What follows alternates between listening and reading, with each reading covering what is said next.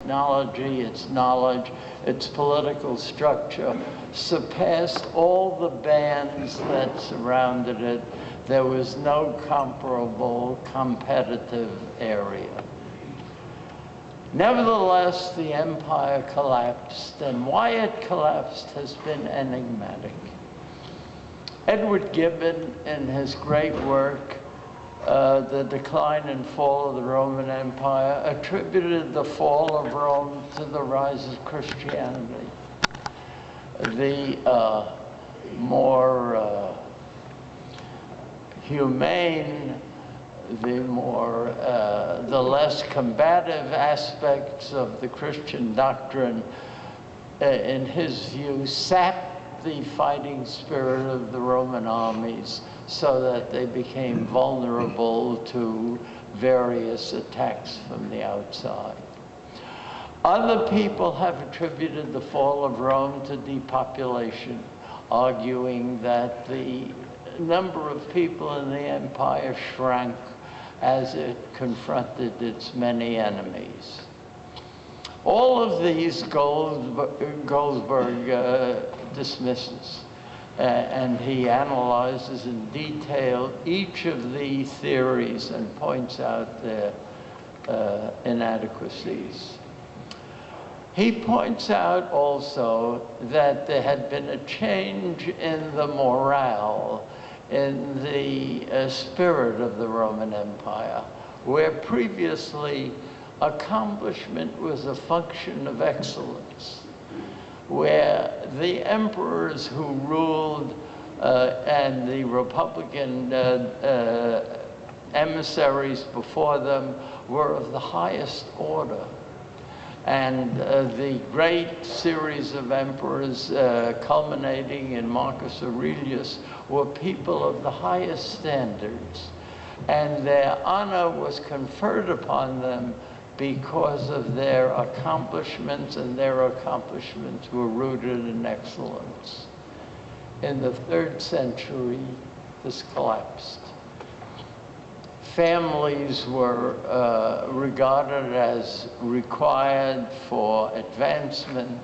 Accomplishments were no longer rooted in excellence. They were given for family connections, for wealth, and for various power considerations. The notion that the empire was something noble, rooted in important and noble enterprises, was a thing of the past. The sense of collegiality, of mutual pride, had collapsed. And families fought against families. Family members murdered each other in order to ascend toward power. And the net effect was that the sense of collegiality, the sense of warmth, the sense of a commonality of purpose vanished. Now, it's important to recognize that Rome fell, according to this view, not because of external threats, because it fell internally. The people of Rome no longer honored accomplishment. They no longer respected integrity. They no longer sacrificed themselves in the interests of each other. The whole sense of collegiality, of common purpose, of a noble enterprise which we all could take pride in, collapsed. Murder was the channel through which one advanced.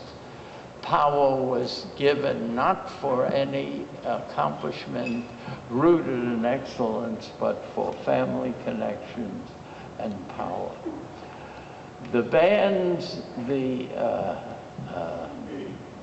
attacks of the Goths, the Huns, and the Persians were minor, he points out. They were small bands. They were of no consequence compared with the empire at its height. Now, however, Rome was fragmented, and the whole sense of a common purpose, of a noble enterprise, of something to be proud of, collapsed. Institutions, therefore, are dependent on a sense of collegiality, a sense of mutual warmth, a sense of common pride, where the pride is rooted in performance of excellence. Accomplishment is a function of what one produces that is of value for all. Pride in each other's accomplishments are something that is to be treasured because it improves everybody. If institutions survive and advance, they advance largely not as a single performance of an individual, but of an atmosphere which permeates the entire structure. I think one can turn with a certain amount of pride to what has been accomplished here in Dallas. First of all, we have a community which has been enormously generous. Generous not only in money, but in political support, in social support, in all sorts of ways which give sustenance to an institution. The state has provided an a basis for important structural advances. Some of the buildings you see are largely the function.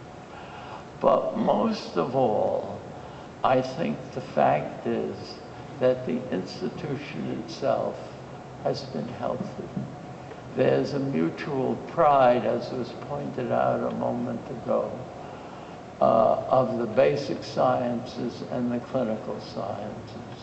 There is an interaction which sustains both, and there is an advancement of either. It's quite an advance from the shacks of 1950s or thereabouts to what we have now. But the symbols are not merely in the buildings. The buildings, to be sure, add to the structure of the institution. But it is a sense of excellence, a pride in performance, a pride in each other's accomplishment that serves to advance the institution and ensure its progress. This hallmark now, today, is only a stepping stone, which we hope will launch us to yet greater accomplishments in the future. And if so, we all hope that these accomplishments are rooted in a mutual pride of excellence.